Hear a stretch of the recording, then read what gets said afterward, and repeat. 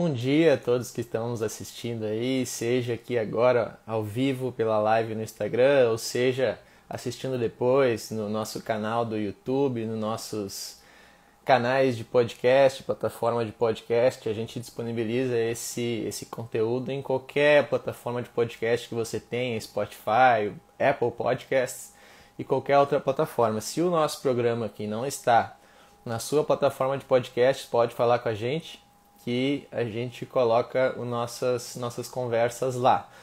Hoje a gente vai falar com o Matheus Rett sobre um tema bastante polêmico que é sexo na Bíblia. A gente vai analisar alguns textos bíblicos que a gente nem sabe que tratavam de forma tão explícita assim sobre sexo, e as traduções foram mudando isso com o tempo, assim, pelo desconforto que gerava. E a gente vai olhar o que esses textos diziam no original e vamos explorar um pouquinho o que isso nos mostra, como é que a tradição puritana e mais ascética do cristianismo acabou influenciando a cultura cristã e por que os tradutores foram, ao longo do tempo, omitindo esses textos. Então, online já está entrando, tem gente aqui acenando para a gente. Estou acenando de volta aqui para o Gui. E aí, Matheus, como é que tá? E aí, Romeric, tudo tranquilo? Tudo tranquilo? Estamos prontos, então, para começar mais um papo aí no horário de almoço do pessoal? Estamos. Estou tentando descobrir aqui Um um ângulo jeito de fazer um bacana. ajuste melhor, que não Nós temos, fique a, a muito gente, estranho. a gente tem que providenciar um tripé aí para ti de celular, ô, Matheus. Estamos precisando, né, cara? A equipe do CEMIB vai ter que dar um jeito nisso aí. Vai, ó, fiz Não, fiz agora um tá. enjambre aqui. Tá, Pra... agora tá melhor. E a tua cabeça ele escondeu a tomada, assim, o enquadramento ficou bom. Ó, Tudo pensado, né, Matheus? claro, mas... Se Óbvio. por acaso vai ser, eu tô aqui com a minha xícara do futuro campeão da América. O futuro campeão da América Tá com vai tudo ser esse tri ano. esse ano? Tá com Vai, tudo. tá com Cara, eu vou tudo. te falar que eu normalmente não simpatizo com o Grêmio, não. Mas eu Olha gosto do só. Renato Gaúcho e do estilo dele, da liderança dele, aí acaba que você fica assim, meio Aham. dividido, né? Tu não simpatiza com o time, mas gosta do técnico, né? Várias lições É, de liderança aí que o Renato nos passa é, aí, conseguindo é. passar confiança pros jogadores e tal. Bem bacana mesmo. Então, Renato é. o pessoal está entrando online aí, Matheus, para nossa conversa, nosso papo aí polêmico de hoje. Tem gente dizendo que não tem som para ela. Se alguém mais não tá com som aí, pode lançar aqui nos nossos comentários, daí a gente vê o que está acontecendo. Para mim aqui tem som, para o Matheus aí tem som também, né? Então, Uhum. se alguém mais tiver com problemas, nos fale, senão... Talvez tenha que apertar o botãozinho de aumentar o som, porque é quando a gente entra na Isso. live, ele entra mudo. Aí se Aham. você aperta o botãozinho de aumentar, ele traz o som. Isso, pode ser uma questão de volume aí, de acionar o som do Instagram. Mas para começar esse papo aí, Matheus, eu vou dizer uma coisa aqui que eu sempre quis dizer numa live ao vivo. Tirem É. as crianças da sala, porque hoje a gente vai falar, hoje a gente vai falar sobre um tema aí polêmico, né? Um tema que é tabu, Polêmico. tema que é tabu. Eu estava conversando com um É. cara do nosso grupo pequeno, o Gabriel Moutinho, que talvez entre aí ele ou a Jéssica. A gente estava É. comentando sobre essa coisa do sexo ser tabu, tanto no meio cristão quanto na cultura em geral. E a gente comentava no ensino fundamental, logo no começo ali das aulas de ciências, no início do bimestre, quando chegavam ali os novos livros de ciência, os coleguinhas iam pulando as páginas e cutucavam o coleguinha do lado, assim, ó, abre na página 54. Aí na página 54 era anatomia feminina, masculina, e tinha lá um órgão sexual escrito, todo mundo ficava Aí se rindo. já. Ou a Eu lembro. professora. A professora na aula falava assim a palavra no meio de uma aula, pênis. Aí todo mundo ficava se rindo, assim, se tapando. Tu lembra Eu disso? Já passou lembro, por isso? eu lembro tava na quarta série, ia ter uma aula de educação sexual, o professor ia passar uma fita, na época era aquelas fitas VHS, e aí, aí colocou a fita e a gente naquela expectativa do negócio, né? Que quer dizer? Aí começou o vídeo e era só teoria, teoria, explicação, explicação, aquele negócio assim que não... Aí chegou um determinado momento que do vídeo ali que ia mostrar um parto. Aí o parto eles filmaram o órgão sexual da mulher tendo um bebê. Foi aquela decepção, porque não era isso que a gente queria ver no vídeo. Vocês queriam ver a coisa acontecendo, né? A coisa acontecendo, cara. Aí filmaram um parto, a cabeça do neném saindo assim, o braço deu até uma pipocada, assim. Cara, que cena bizarra. Eu lembro até hoje da cena bizarra, o anticlímax também, que foi o negócio. Vocês estavam com a expectativa lá em cima e veio uma coisa que, né, marcou aí negativamente a tua imaginação depois. Negativamente. Isso aí. Essas histórias, eu acho que todo mundo que está assistindo deve ter os exemplos semelhantes. A Letícia botou uma carinha de vômito ali no comentário. É tipo isso, que o pessoal, é tipo isso. O pessoal faz. Então, eu sou da escola adventista, não lembro de ter tido aula de educação sexual. Mas... adventista não pode. Mas assim, não, é mais restrita a coisa lá. Mas Matheus, então, o que a gente prometeu aqui nos nossos anúncios dessa live? De que a Bíblia, ela trata do sexo de uma forma bem mais desinibida. Aqui a Kellen botou num instante, abaixou o fogo. Acabou os adolescentes, criança para adolescente da quarta série, frustrou tudo. O Johnny já tem perguntas. Pessoal, quem tiver perguntas já pode ir lançando nos comentários que no momento apropriado a gente vai começar a responder. Mas a gente prometeu aqui, Matheus, que a gente ia falar que a Bíblia, na verdade, ela fala de sexo de forma bem mais desinibida do que a maioria das pessoas pensam e do que a maioria dos cristãos trata o sexo.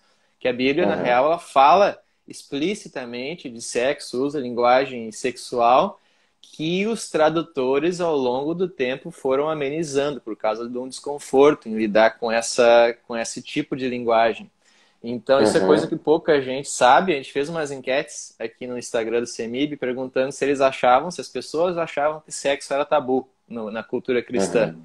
E mais de 80% disse que sim, que achava que era um tabu. A gente estava comentando essas histórias engraçadas aqui, ilustrando isso.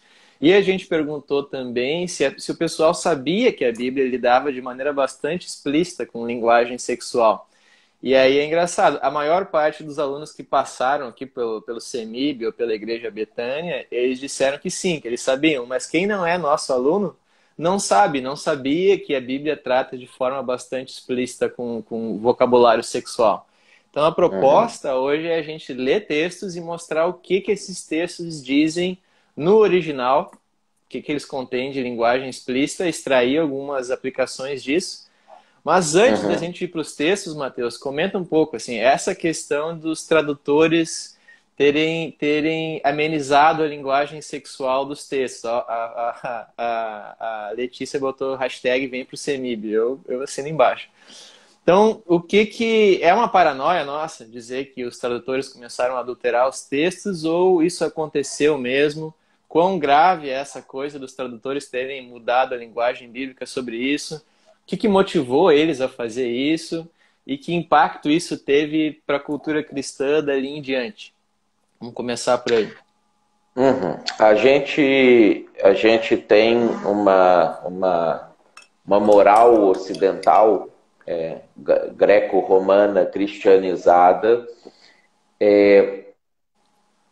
muito pudica, vamos dizer assim, o pudor, o disfarçado sexo, a própria questão do sexo ter sido percebido ao longo do início do cristianismo, como até em algumas teologias, como o próprio pecado original, eles interpretavam que o fruto que Eva e Adão comeram ali era a relação sexual, era uma metáfora para a relação sexual, e a relação sexual que trouxe a maldade para o mundo, o pecado, etc. Então, toda essa questão, ela foi fazendo com que a gente acabasse lidando ou tratando com a questão da sexualidade de uma maneira muito diferente. E isso nos tradutores foi sendo percebido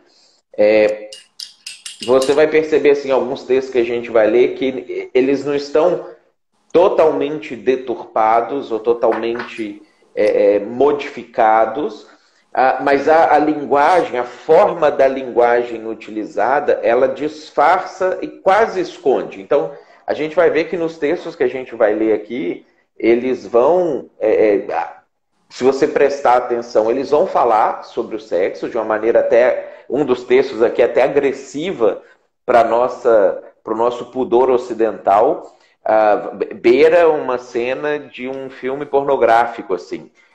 A maneira como a linguagem vai ser colocada ali disfarça a ponto de que a gente não notaria, passaria por aquele texto, uma leitura anual da Bíblia, se eu tivesse com um pouco de sono, você até engolia, que nem entendia o que estava falando.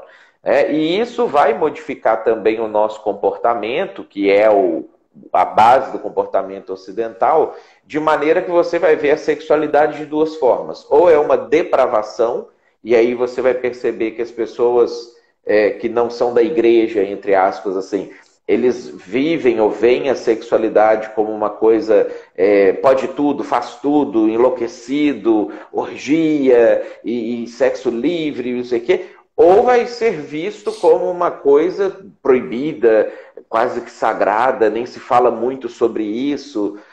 Você vê, igual você iniciou ali, né? Tirem as crianças da sala, porque a gente classifica, não, é só abaixo de 18 anos que pode ver algumas coisas, 16 outras, 14 outras, e faz até com que, já existe isso em alguns países da Europa, que a Bíblia comece a ser classificada com faixa de idades que poderiam ter acesso à Bíblia, existem propostas de lei para isso, tanto pela violência quanto pela questão sexual que tem na Bíblia, né? Então, você vai ver que esse sentimento ele acaba sendo mais prejudicial porque impede a gente de lidar com isso da maneira saudável ou clara do assunto. Embora todo mundo vive isso, todo mundo tem a sua sexualidade, tem a sua maneira de enxergar as coisas. No privado, as pessoas fazem muito mais coisas do que dizem no público. Essa dissociação muitas vezes acaba gerando um problema, inclusive de percepção da sexualidade real, daquilo que Deus fez, né? Então, para nós cristãos, a gente tem a Bíblia como o nosso parâmetro, nosso manual de moralidade. Mas, por alguma razão, a gente herdou um outro padrão moral que nos faz amenizar algumas coisas na Bíblia. Então, é uma coisa, esse pudor que faz o cara censurar a Bíblia é uma coisa externa à própria moral bíblica. De onde é que veio isso? É uma coisa que veio dos gregos,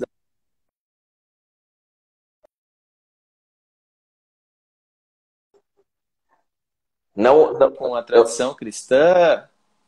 Eu não ouvi o restinho da sua pergunta, deu um corte para mim que você está cortando de vez em quando aqui. Não, deu corte porque veio uma ligação desses telemarketing automático aí agora no meio da live. Eu não sei como desativar para o cara não poder receber ligação no meio de uma live. Só sei o modo avião ou sei lá o quê. Então, de onde veio essa moral que faz com que as pessoas tentem, próprios cristãos, às vezes, dar uma censurada na Bíblia aqui e ali?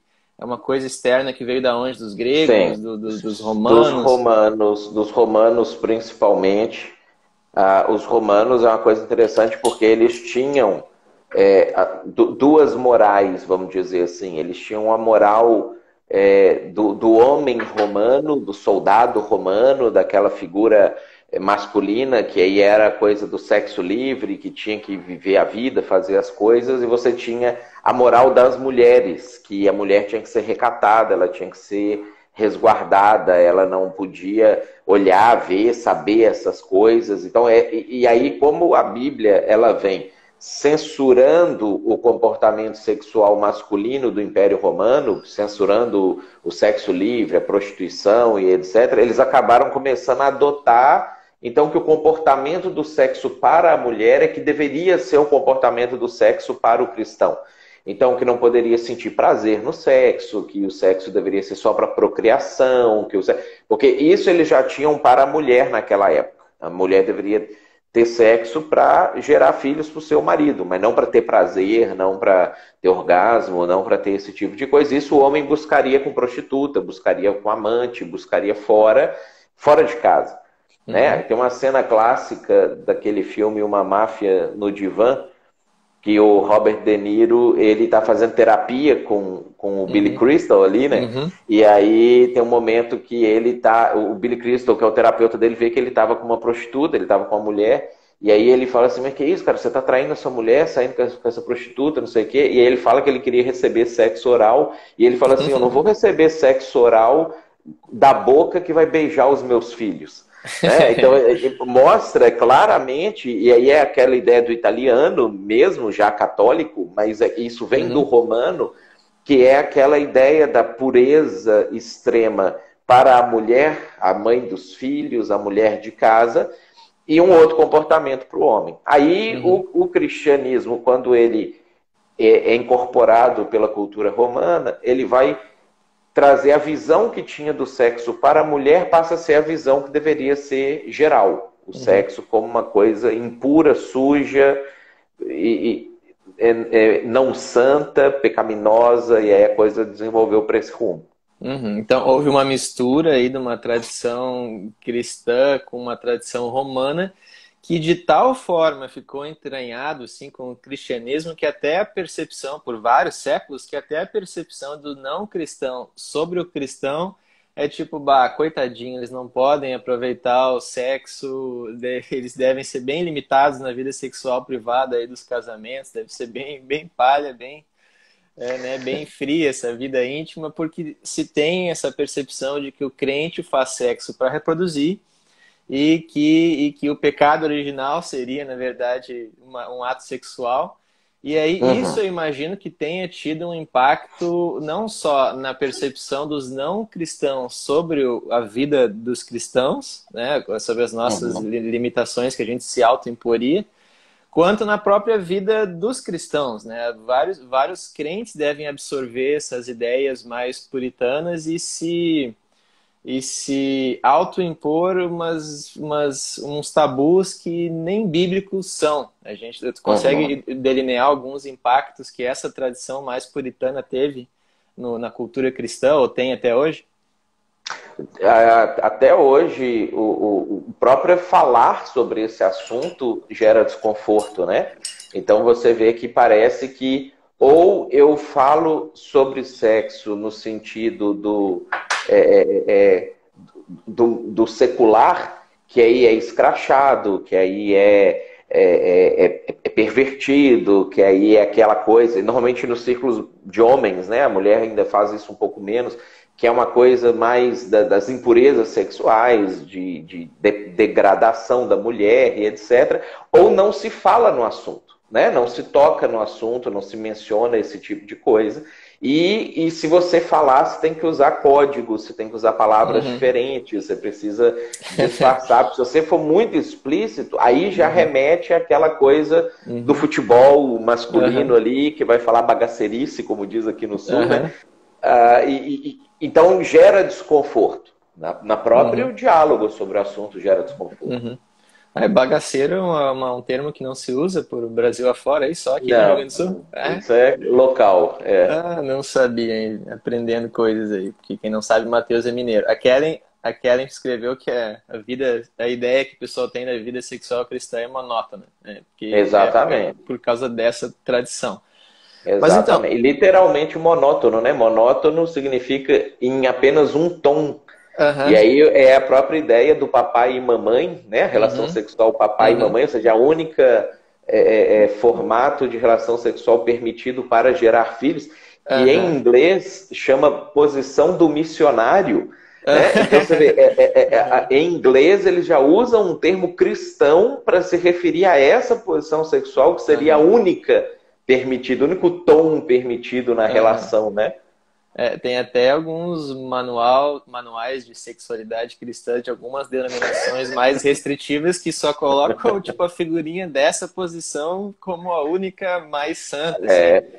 É do missionário, né? Então, eu tinha o missionário tem que fazer assim. Missionary position. Eu tinha colegas na universidade também que tiravam sarro disso. Eles me mostravam essas figurinhas de manual cristão. Ah, é assim então que vocês imaginam a questão sexual, coitados. Mas então, Matheus, a gente fez fez toda uma cama aqui, circulamos o tema para chegar no momento que todo mundo quer ver, quer saber, que é o que a Bíblia realmente fala sobre sexo. A Karen botou tadinho dos missionários. Mas enfim, Matheus, vamos pular para a Bíblia então. O que a Bíblia fala sobre sexo? Qual texto aí que tu separou para a gente começar? Como é que Cara, separei alguns aqui, a gente talvez pode explorar todos ou não necessariamente. Mas assim, ó, a primeira coisa que a gente vai observar na Bíblia em relação à questão da sexualidade é que a Bíblia trabalha isso como algo que precisa dar prazer, né? É para ser prazeroso, é para ser bom, gostoso. E aí, olha só, algumas descrições. Ó, separei para a gente iniciar aqui duas. Depois eu separei uma sobre um sexo mais violento e explícito para a gente ver a questão da disfarce da linguagem, né? Mas, por exemplo, aqui, ó, se você pega Provérbios 5, Provérbios 5, você vai lá no versículo 15, você vai ver assim, ó, o contexto é que ele vai usar um termo poético nisso aqui, mas a ideia que ele vai falar é sobre as questões da sexualidade, que às vezes a falta de satisfação sexual leva as pessoas, homem ou mulher, aqui você vai ver que vai ser nos dois sentidos, a buscar fora, inclusive do casamento e da relação dele. Aí ele começa falando aqui, ó, versículo 15. Beba das águas da sua cisterna, das águas que brotam do seu próprio poço. Tá? Aí ele está falando, já iniciou a falar sobre sexualidade, ou seja, o cara deve ir lá na mulher dele, a mulher ir lá no marido dela. Aí ele fala aqui, ó, por que deixar que as suas fontes transbordem pelas ruas e os teus ribeiros pelas praças? Que elas sejam exclusivamente suas e nunca repartidas com estranhos.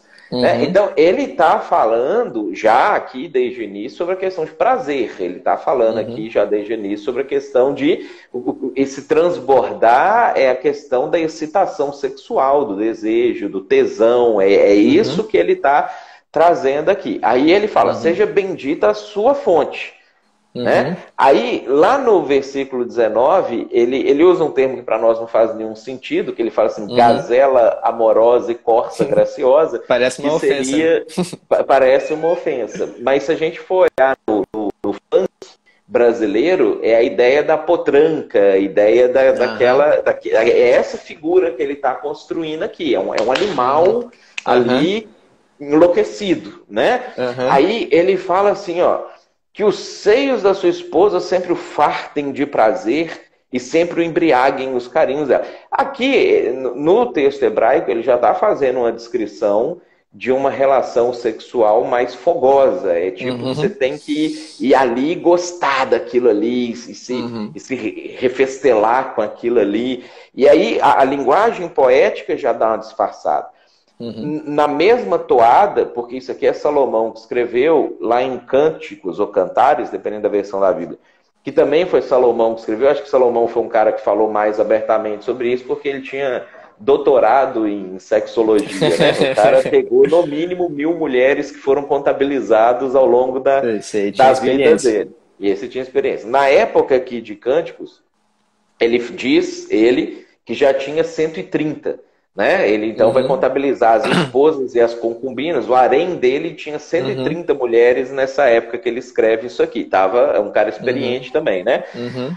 Aí, olha só como que a linguagem poética ela vai disfarçando algumas coisas. Na revista e atualizada, a versão que eu vou usar aqui, ele chega num determinado momento que ele fala assim, ó, no 5, versículo 4.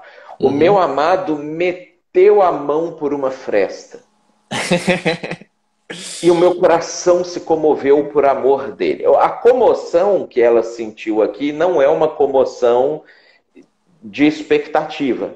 E a fresta, você vai ver que a porta nessa linguagem aqui, ela tem duplo sentido.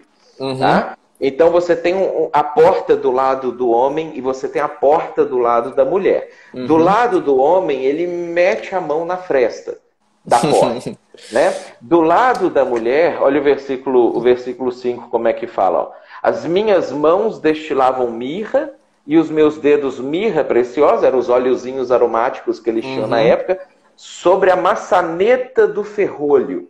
Né? Então, assim, do lado do homem, ele coloca a mão na fresta e a mulher coloca a mão na maçaneta do ferrolho. Né? Ele já está criando uma descrição de uma relação sexual que começa com preliminares, começa com o homem fazendo sexo manual na mulher, a mulher fazendo sexo manual no homem, a mulher com um óleozinho para lubrificar bem, para não machucar, para poder gerar toda a excitação. A mulher está excitada, então quebra essa questão do catolicismo ocidental romano de que a mulher não poderia sentir prazer, de que a mulher não poderia gozar no sexo, ter orgasmo e etc. Né? Já mostra o jogo sexual antes da relação em si acontecer. Né? Então você vai ver assim, só que está tão disfarçado aqui o negócio que parece que é mesmo uma coisa assim, ele ia entrar na casa, não deu para entrar, a mulher ia abrir, não deu para abrir, não sei o quê. Eles disfarçaram a ideia do que é que Salomão queria trazer, porque a gente não conhece poesia hebraica, a gente não conhece as linguagens de duplo sentido que tinham para ele, embora se você para prestar atenção no texto, ficou claro o que é a fresta e o que é a maçaneta nessa linguagem que eles estão trabalhando. Então, a construção é de uma sexualidade que vai sendo desenvolvida. Olha só no capítulo 7, ó, quando a gente avança para o capítulo 7, olha como é que ele vai descrever o capítulo 7, a sensualidade e depois a sexualidade. Né? Então, primeiro o despertamento do desejo e depois a ação propriamente dita. Ó. Ele começa falando aqui, ó, versículo 1. Né? Os meneios dos teus quadris são como colares trabalhados por mão de artista. Ele está olhando para a bunda dela. Né? O que ele está fazendo, ela está passando, está rebolando ali, ele está olhando aquele rebolar e aquilo já está atiçando ele. Aí ele vai fazendo as descrições. Ó.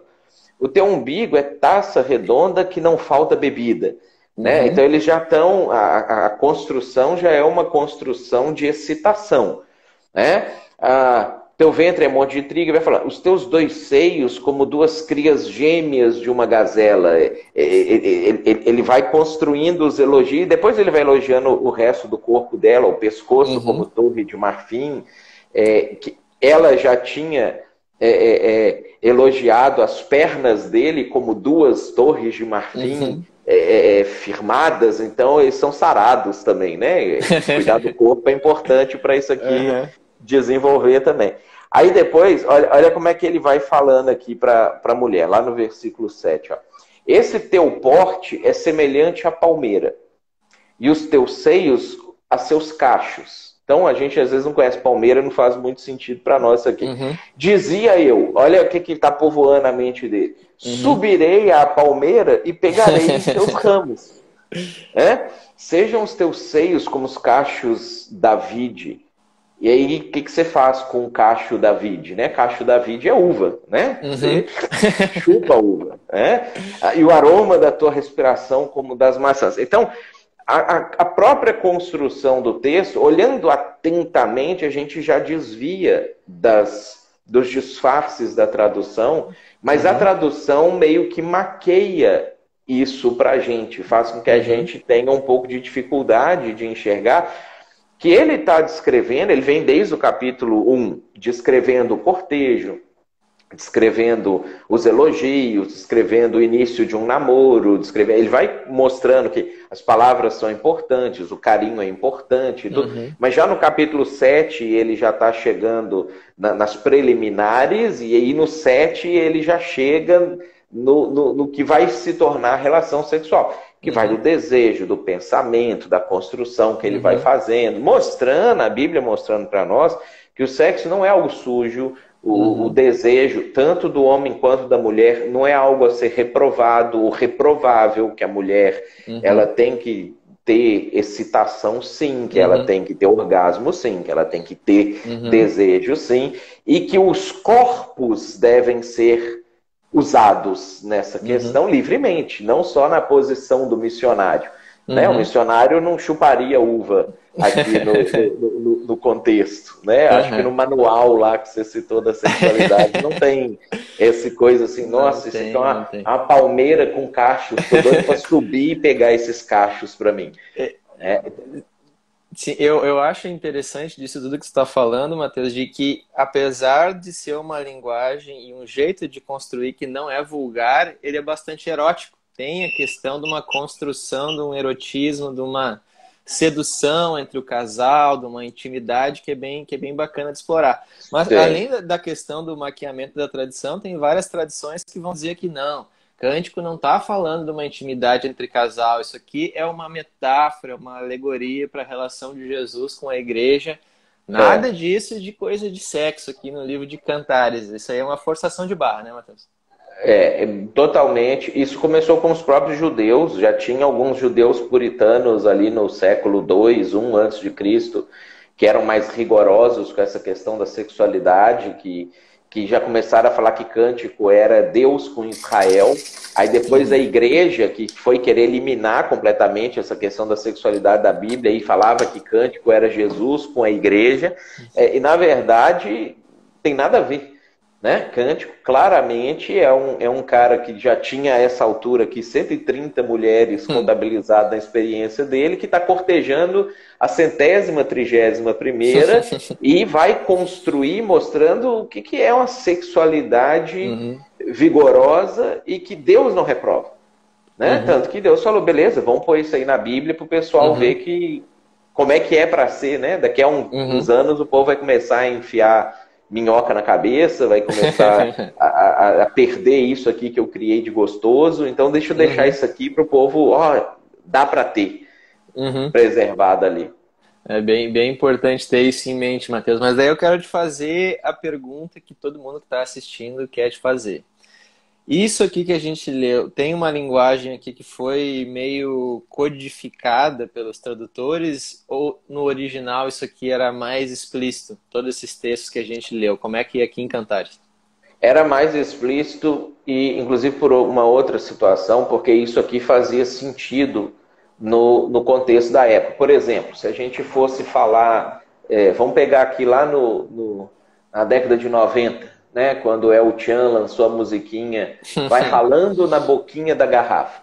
Então, todo mundo no Brasil, na virada do século XX para o século XXI, sabia o que era ralar na boquinha da garrafa.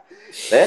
Ninguém no Brasil sabe o que é subir na palmeira e pegar um cacho. Então, o que eles fizeram aqui em manter a linguagem poética sem a tradução da linguagem para o nosso idioma, para o nosso contexto, para a nossa maneira, foi uma forma de maquiar a ideia para que a gente não entendesse exatamente do que ele está falando. Só que isso era a linguagem corrente do dia a dia deles, a maneira deles expressarem sexualidade neles, na época em que isso aqui foi escrito. Não faz sentido para a gente isso ser traduzido dessa forma. A gente precisaria ter, na tradução, uma adequação para a nossa realidade, do jeito que a gente fala, que a gente percebe sexualidade, para que isso aqui fizesse sentido para nós. Né? Sim. Eu lembro que na época da escola, o pessoal do ensino fundamental não entendia muito bem o que era na boquinha da garrafa e as crianças ficavam dançando aquilo, porque via na TV no intervalo, sem saber muito bem do que significava. O que é? Mas eu não sei se tu conhece aquela Bíblia dos Manos, que é uma tradução da Bíblia que o pessoal usa para uma linguagem mais corrente, assim, cheia de gírias contemporâneas, porque eles usam para evangelizar em presídio, em alguns contextos. Dava para fazer uma versão mais assim, Bíblia dos Manos de Cantares, uma tradução mais atualizada com as gírias de hoje, ia ser um livro mais interessante, né? Com certeza, porque ia fazer sentido. Né? As pessoas iam entender o que é que eles estão fazendo aqui no livro de Cantares, o que é que está se desenvolvendo aqui no dia de Cantares. Sua Olha o mãe tinha Cantar. razão, Darla. Agora eu entendi por que a minha mãe não deixava a gente escutar El Chan. Sua mãe entendia. Tá, mas então a questão aqui em Cantares é a nossa lente cultural que já não entende mais as metáforas sexuais que naquela época eram bem mais claras de entender. E no principal é essa a questão, né, em Cantares. E... Não, pode falar. Eu separei um outro texto em Ezequiel, que aí é um texto que a tradução ela foi de propósito deturpada, que você vê assim uma alteração proposital na tradução, um disfarce, vamos dizer assim, que acaba maquiando o texto também. Tá, beleza. Então a gente vai ver uma maquiagem de tradução agora. Isso. Olha só, lá em Ezequiel 23, para a gente pegar o contexto dessa passagem, Deus está indignado com duas cidades que eram as capitais de Israel e de Judá. A Janiele perguntou se a live vai ficar salva. Fica salva, né? Vai ficar salva. Se você não puder terminar de assistir agora, você consegue voltar lá no Semibissu e acessar. Se quiser enviar para as pessoas aí que acham que vão gostar, podem compartilhar. Dá para compartilhar. Então, Deus está indignado com Israel, tá? Então ele vai chegar e ele vai chamar a cidade de Samaria, que era a capital do norte, de Olá, e Jerusalém, que era a capital do sul, de Oholibá. E aí ele vai construir uma linguagem. Olha como é que esse texto é forte. Tá? Esse texto aqui ele é agressivo até. Esse seria o momento realmente do tire as crianças da sala, porque Cantares era erótico. Esse texto aqui é hardcore. É um negócio muito pesado. Muito pesado, muito agressivo. Ele fala assim, ó, no comecinho do capítulo 23, no versículo 2. Filho do homem, que é como ele chamava Ezequiel. Houve duas mulheres filhas de uma só mãe. E elas se prostituíram no Egito, prostituíram-se na sua mocidade. Ali foram apertados os seus peitos e apalpados os seios da sua virgindade. Os seus nomes eram Olá, mais velha, e Olibá, sua irmã. Aí ele começa a falar aqui no versículo 5. Prostituiu-se Olá quando era minha. Inflamou-se pelos seus amantes. Aqui, já no original, a ideia do texto ficou cheia de tesão. É um troço assim, ficou enlouquecida. Pelos seus amantes. Pelos assírios, seus vizinhos, se vestiam de azul, governadores sábios. Olha no versículo 6. Ó. Todos jovens de cobiçar. Aqui também a ideia seria para nós o gostosão. Era tudo gostosão. Os homens, gostosão. Assim, versículo 7. Cometeu ela suas devassidões com eles. Aí ele vai explicar o que são essas devassidões. Tá? Versículo 8. As suas impudicícias. Aí você já vê que essa palavra está ali para ninguém entender o texto e até desistir, às vezes, da leitura disso aqui. Deixa eu ler o Evangelho de Mateus lá, vai fazer mais sentido. Né? Então, assim, literalmente, em português, impudicícia significa imoralidade. Tá? Só que o texto ali, ele não usa só essa palavra. Tá? Então, olha como é que ele vai usar essa palavra repetidamente para dizer coisas diferentes nesse texto. O tradutor vai usar. Tá? As suas impudicícias que trouxe do Egito não as deixou. Aqui a ideia é um comportamento sexual depravado. Aí depois ele vai falar, ó, porque elas se deitaram na sua mocidade e eles apalparam os seios da sua virgindade e derramaram sobre ela a sua impudicícia. Então, aqui ele, no texto, já está falando, trazendo claramente a ideia que eles estavam tendo uma relação sexual estilo orgia, não sei o quê, e o cara estava gozando em cima dela. Estava ejaculando em cima dela. É isso que o texto traz, que eles estavam fazendo aqui. Aí eita atrás de eita, Johnny falou. Eita atrás de eita. Aí ela vai piorar. Aí ela continua aqui, ó. Versículo 11. Vendo isso, a sua irmã Oholibá, que era mais novinha, ela corrompeu a sua paixão mais do que ela. E as suas devassidões foram maiores. Ela também inflamou-se, no versículo 12, pelos filhos de Assir, ficou excitada com aquela cena, com aquelas coisas que ela estava vendo ali. né? Repete no versículo 12, no finalzinho, ó, todos jovens de cobiçar, tudo gostosão, né? Que davam um tesão na mulher ali mesmo, né? Aí, ó, versículo 14. Aumentou as suas impundicícias, porque viu os homens pintados na parede, imagem de caldeus, não sei o quê. Aí, ó, versículo 17. Então vieram ter com ela os filhos da Babilônia para o leito dos seus amores e a contaminaram com as suas impundicícias. De novo, eles estavam ejaculando, gozando em cima dela ali, né? Ela, após contaminar-se com eles, enojada, os deixou, né? Aí ela não gostou, acabou deixando. Mas depois da relação, voltou a ficar excitada de novo. Aí, olha só, versículo 19. Ela, todavia, multiplicou as suas impudicícias, lembrando-se dos dias da sua mocidade, né, em que se prostituiu com o Egito. Olha o 20, que o 20 é grosseiro. Inflamou-se pelos seus amantes, de novo, ficou excitada, cujos os membros eram como de jumento, e cujo fluxo é como fluxo de cavalos. Olha a cena. Eita. Que isso aqui quem está falando é Deus, né? Isso aqui não é Ezequiel. Bom lembrar Deus está falando isso aqui.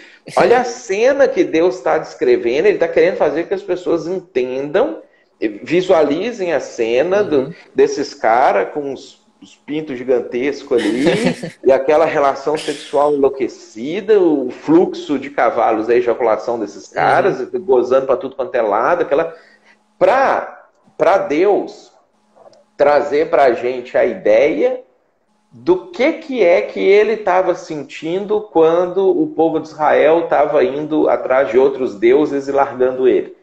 Né? Então Deus está descrevendo essa cena, e é uma cena de sexo explícito, totalmente explícito, totalmente escancarada, né? Violenta, inclusive, para mostrar assim, o que você sentiria se você ali, recém-casado, chegasse e visse sua mulher num troço desse. Né? É isso que eu estou sentindo, vendo, porque é isso que eu estou vendo. Né? Para mim é como se vocês estivessem fazendo esse tipo de coisa aqui. E aí ele faz uma descrição que o tradutor usou: impundicícia, inflamar, né? O próprio membro e fluxo aqui no contexto disfarça. Se você não prestar bastante atenção no que é que ele está falando, que membro, porque no texto, no hebraico não está membro, né? É o membro, né, que está sendo citado aqui, é um membro muito específico, né? E não é fluxo que está citado lá, é a própria ejaculação que está mencionada lá. Então, esse tipo de coisa aqui disfarça a nossa própria percepção do que é que está fazendo. E aí é legal porque ele termina falando assim no 21, ó. Assim trouxeste à memória a luxúria da tua mocidade, quando os do Egito apalpavam os teus seios e os peitos da tua mocidade. Por quê? Porque jovenzinha era só uma roçação, era só um sarro, estava só tirando sarro, só pegando no peitinho, era só um negócio assim. Só que os da Assíria, o negócio foi desenvolvendo, já eram uns jumento gozando em cima. Né? Então ele faz essa construção da progressão da cena, vai mostrando pra gente uma cena vívida desse tipo de coisa, para mostrar o que é que ele estava enxergando no início. Não tem problema não, eu vou só trabalhar mais um pouquinho, o meu dinheiro eu vou só acumular ele mais um pouquinho, é só uma idolatriazinha, que nem é um troço tão grave assim, é só um Papai Noel pendurado na árvore de Natal. E isso chegando num ponto de uma idolatria totalmente aberta, totalmente depravada, é o escalonamento da idolatria. Deus faz uma analogia com o escalonamento de uma orgia sexual que começa com o peitinho, né? E aí avança para isso. E no texto isso é totalmente explícito e claro, foi escrito para poder mostrar mesmo essa ideia, né? O nosso tradutor encheu de palavras dúbias e estranhas, palavras que a gente nem usa no português mais no dia a dia, para poder esconder essa explicitude do texto. O que a gente vê aqui na tradução do texto é que o tradutor ele não chega a adulterar o texto na cara dura, assim, mas ele tinha várias opções para traduzir a palavra original no hebraico. Ele pega uma meio ambígua, mais distante possível do que seria o sentido original, para não deixar o pessoal escandalizado com a linguagem que, como tu falou, é o que o próprio Deus falou. Isso aqui é Deus está falando, Deus está falando. Mas isso, ô Mateus, eu achei muito interessante. Eu acho que pouca gente, talvez, já tenha lido Ezequiel 23, imaginando de fato as coisas, concretizando isso na imaginação, porque você lê meio que passa batido, você lê com o cérebro desligado, pensando em outra coisa que você tem que fazer, porque tem lá um plano de leitura bíblica que diz que você tem que ler 3 capítulos por dia para ler a Bíblia inteira no ano. O cara lê meio que isso aqui com o cérebro desligado. Mas a gente conseguiu agora sim imaginar, tá? O que Deus estava, que imagem, que cena Deus queria construir aqui. Mas aí surge a pergunta. Então, hoje, tá? A partir desses textos que a gente leu, dessa coisa que a gente discutiu, como nós cristãos, podemos lidar com a sexualidade, com a linguagem sexual, de uma maneira que é desinibida, porque a gente claramente vê por esses textos que o próprio Deus é desinibido em falar sobre sexo, mas que não seja vulgar, que não penda para imoralidade, para o desrespeito. Qual é a maneira saudável de um cristão, a partir da Bíblia, entender e lidar com a sexualidade nos seus relacionamentos, na igreja, enfim? A gente tem que cuidar, assim, quando a gente está com um tipo de público na nossa frente e respeitar as questões culturais que a gente está inserido nela. Então, eu não posso, assim, do nada começar a falar sobre sexo abertamente, livremente e chegar domingo na igreja com um monte de gente, visitante, adolescente, não sei o que, abrir o texto de Ezequiel 23 e ler ele sem uma construção, uma explicação e etc. Por outro lado, a gente precisa dessensibilizar as pessoas para que elas consigam se desinibir nesse sentido, para que elas consigam entender com clareza essas coisas, porque o que a Bíblia vai condenar não é o sexo, a Bíblia vai condenar aquilo que ela vai chamar de imoralidade sexual, que é a infidelidade conjugal, o adultério,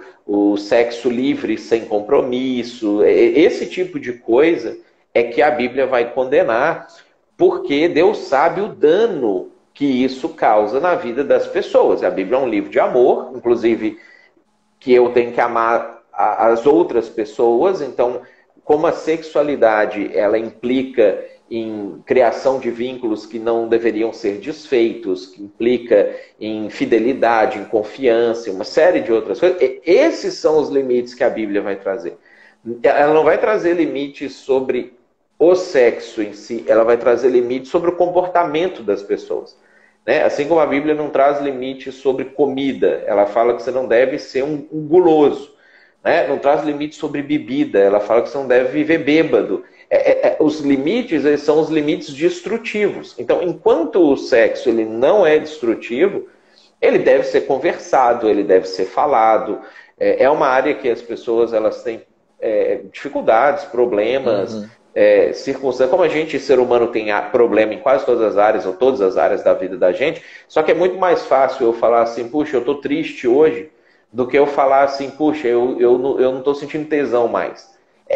Sabe? Por quê? Porque esse outro aqui é um tabu. Ai, não pode falar isso. Ai, mas que isso? Ah, você é crente, nem deveria sentir mesmo. Né?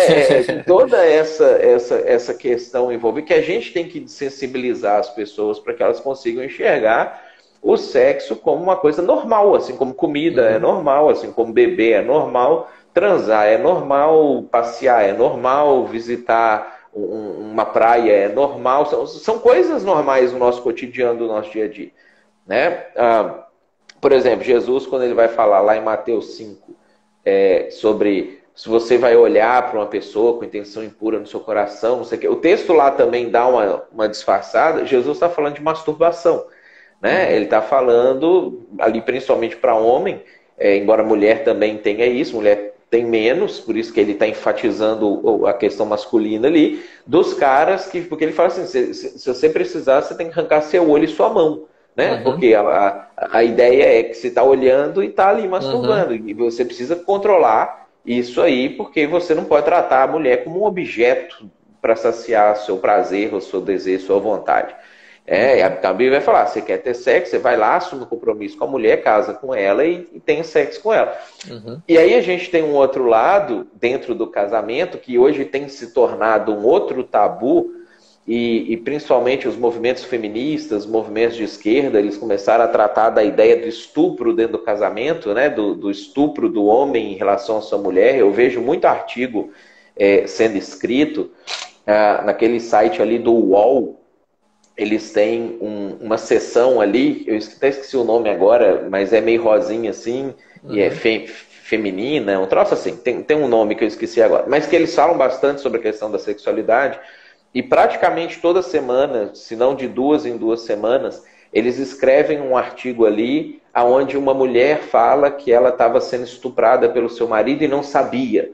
Ah, eu fui Uhum. estuprada por 10 anos pelo meu marido e não sabia, até que eu descobri o feminismo, e aí eu descobri que eu estava sendo estuprada pelo meu marido. Por que que elas vão falar isso? Porque o feminismo vai falar sobre a questão da mulher ter relação sexual com seu marido sem estar excitada o suficiente para ter a relação, mas pensando assim, ele está com vontade, né? Eu vou lá fazer para ele ficar feliz, para ele ficar Uhum. saciado, para ele resolver essa situação. Tem um texto lá em 1 Coríntios, capítulo 7, Uhum. versículo 3 e 4, que eu separei ele aqui também, vai abordar essa questão, é uma questão polêmica hoje em dia, que ele Uhum. vai ser frontalmente diferente, ele vai completamente contra essa ideia feminista da sexualidade hoje em dia, que ele fala assim, 1 Coríntios 7, versículo 3, ó. Uhum. E a Bíblia, de novo, dá uma disfarçadinha aqui na linguagem, mas é claro para a gente o que ela está dizendo. O marido Uhum. conceda à esposa o que lhe é devido e também, semelhantemente, a esposa ao seu marido. A mulher não tem poder sobre o seu próprio corpo, e sim o marido, e também, semelhantemente, o marido não tem poder sobre o seu próprio corpo, e sim a mulher. Então, o que Paulo ele está falando aqui? Que quando o marido e a mulher se casam, óbvio que ele está falando isso aqui dentro de um contexto de amor e um contexto de um casamento cristão, que um respeita o outro. Uhum. Mas que tanto o homem quanto a mulher, eles têm o dever de saciar o desejo sexual do cônjuge. Tá? Então, se o homem quer e a mulher não está com vontade, ela deveria fazer para agradá-lo. Se a mulher quer e o homem não está com vontade, ele deveria fazer para agradá-la. Embora Uhum. para o homem é um pouco mais difícil, porque ele depende de ter uma ereção, ele ainda tem a boca, tem a mão, ele tem outras formas de poder fazer isso se ele não está com vontade, mas quer satisfazer a mulher. E traz essa ideia de que, a não ser em caso de violência, tá? De que às vezes o casal tá brigando e etc. A gente tem relatos disso, e o homem, para humilhar a esposa, ele vai lá e estupra ela. Então, isso Uhum. existe, isso é pecado e crime, isso não pode acontecer em hipótese nenhuma. Mas a não ser em caso de violência, o fato da mulher, eu não estou com vontade, mas ele me pediu, eu vou fazer para agradar ele, isso nunca é estupro. Isso não pode ser Uhum. caracterizado como estupro.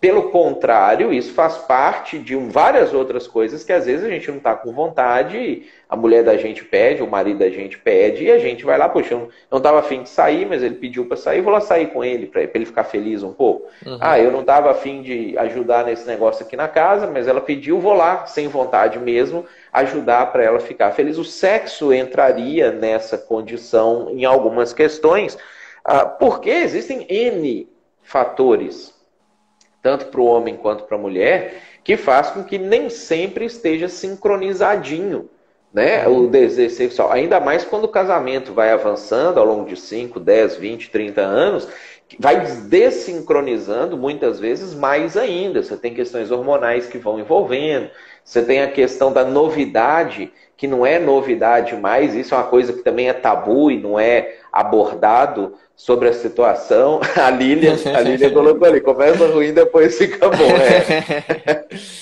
Ainda mais com o Imperial, né, Lília? Aí que vai mesmo. Então, essa situação, ela vai sendo construída é, é, pelo feminismo, que vai afastando a ideia afastando mais ainda a intimidade e vai gerando neura na cabeça, às vezes, das mulheres, que começam a pensar, então eu fui estuprada pelo meu marido porque ontem, semana passada, ano passado, eu fiz só para agradar ele sem ter vontade. Ele me violentou. Aí você imagina o que vai na cabeça de uma mulher que começa a acreditar que foi estuprada pelo próprio marido.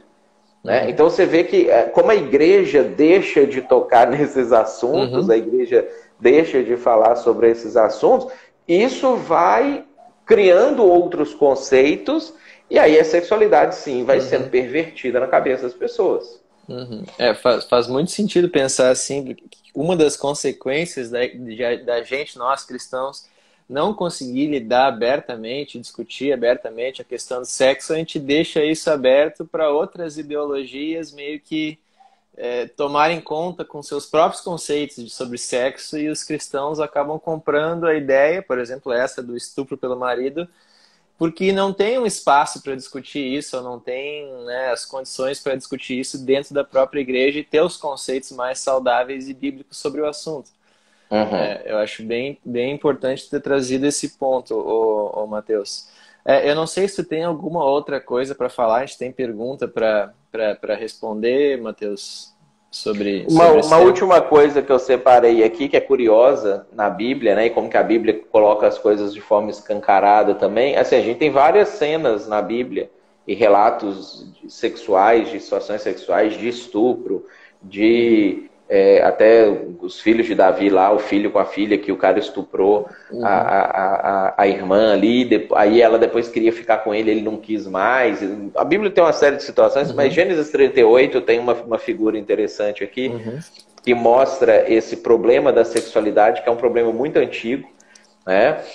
Que é a história de Judá e Tamar, que tem um contexto ali. O Tamar era nora de Judá. Ela já tinha casado com o primeiro filho de Judá, o filho morreu, ela casou com o segundo filho morreu, e pela lei da época ela teria que casar com o terceiro filho.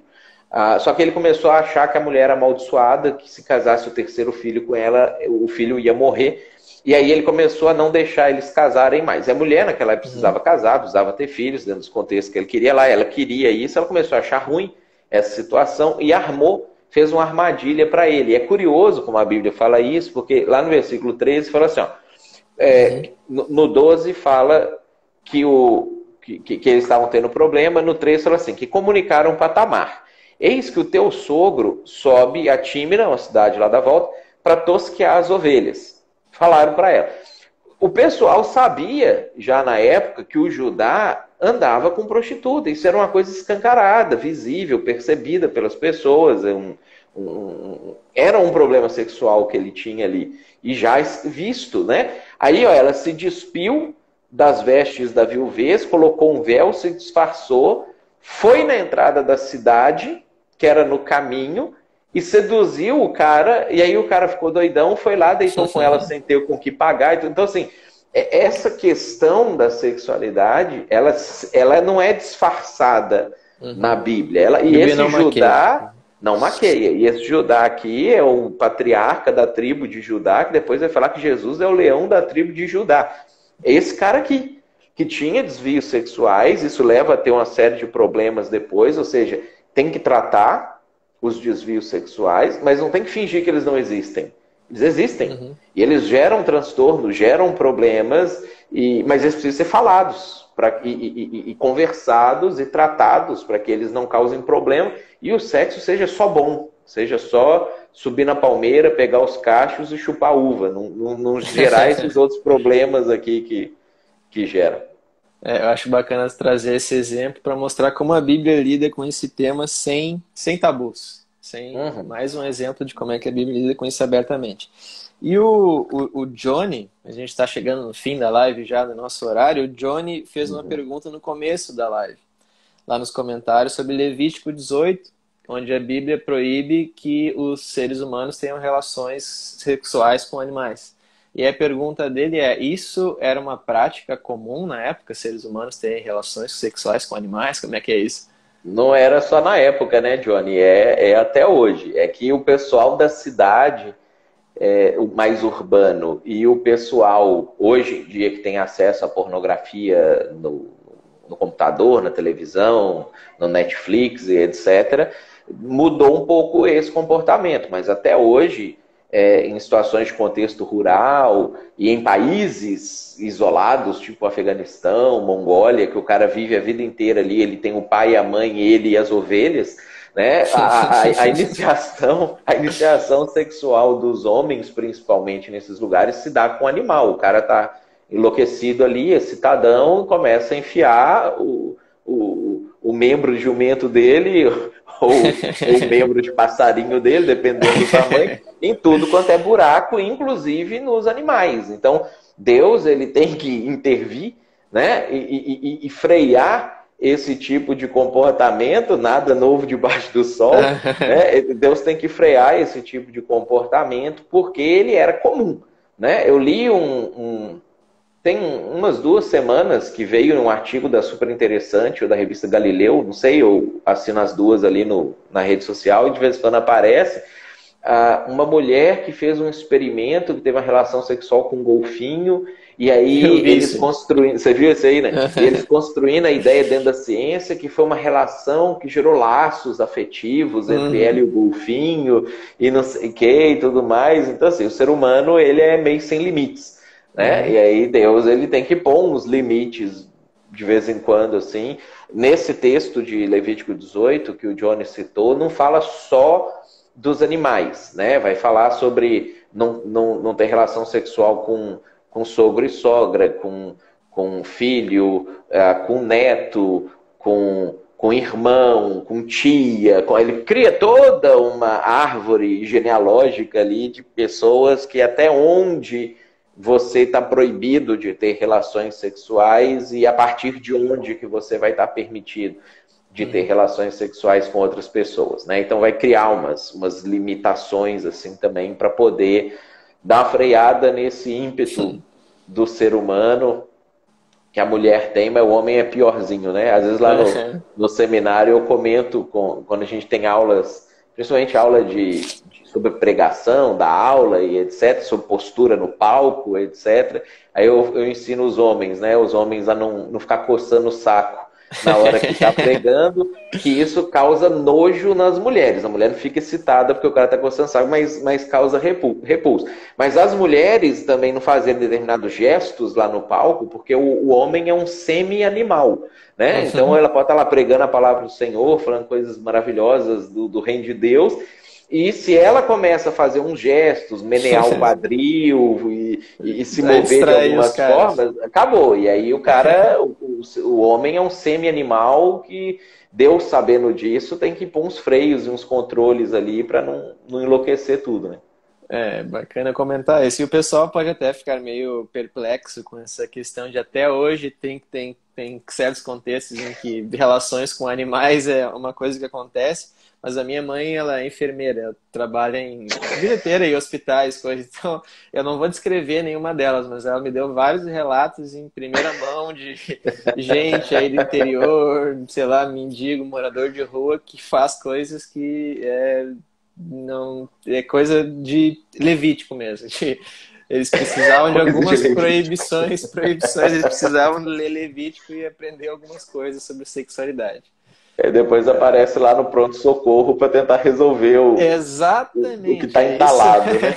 Exatamente, ela me descreve umas coisas que são bizarras assim, que acontecem, mas enfim.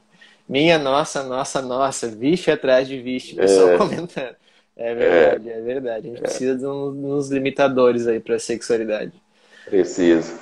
Mas, Matheus, a gente até passou um pouquinho do horário, acho que o tema rende bastante. Acho que a gente, se deixasse aqui, a gente ficaria mais 1 hora falando e explorando mais temas relativos à sexualidade. Talvez até renda uma segunda live aí no futuro. Mas eu agradeço aí quem assistiu com a gente, colaborou com perguntas e comentários, quem assistiu aqui agora ou depois que acha que algum amigo vai se beneficiar desse conteúdo, compartilha com ele, envia para as pessoas. né? Se você quiser aprofundar, estudar com a gente, vem para o CEMIB Sul. O Johnny postou, mais gente aqui postou Sexo Vende. A Letícia botou. O pessoal botou aqui, ó, vem para o CEMIB. Então, vamos espalhar essa hashtag.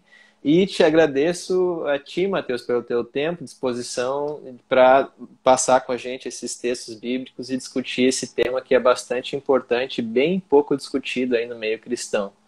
Foi jóia, foi jóia. Tamo junto aí sempre. Foi bem bacana. Então eu vou liberar o pessoal aí para, sei lá, almoçar. Quem não assistiu almoçando ainda vai fazer alguma coisa. Quem já almoçou vai trabalhar agora. Mandar um abraço para todo mundo. E a gente fica por aqui, Matheus. Valeu. Um abraço. Um abraço, pessoal. Um abraço, Menique. Até. Até.